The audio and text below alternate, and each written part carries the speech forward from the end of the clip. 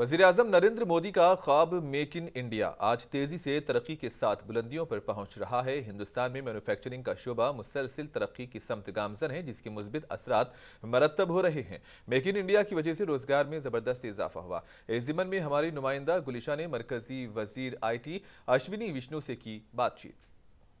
देश के वजीर आज़म नरेंद्र मोदी जी का ख्वाब अब मेक इन इंडिया पूरे तौर पर मुकम्मल होता हुआ नजर आ रहा है और इसके साथ हमारे साथ बात करने के लिए जुड़ रहे हैं केंद्रीय मंत्री अश्विनी वैष्णव जी। सर, मैन्युफैक्चरिंग सेक्टर में अब इजाफा देखने को मिल रहा है, इसके लिए क्या कहें? 9 वर्ष पहले मोदी जी ने जब मेक इन इंडिया कार्यक्रम आरंभ किया था, तब विपक्ष के नेता इसका उपहास करते थे, कहते थे ये तो बब्बर शेर है। आज देखिए, मैन्युफैक्चरिंग का हिंदुस्तान में बहुत बड़ा योगदान है। भारत की अर्थव्यवस्था में मैन्युफैक्चरिंग का बहुत बड़ा योगदान है। अगर हम देखें डेटा, तो आज से 10 साल पहले मोबाइल फ़ोन मैन्युफैक्चरिंग की कोई बात ही नहीं करता था।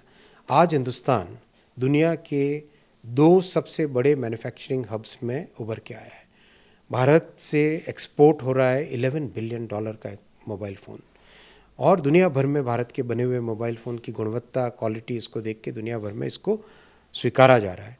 अगर हम एक्सपोर्ट्स की बात करें, $762 बिलियन एक्सपोर्ट्स में से $453 बिलियन एक्सपोर्ट गुड्स का है।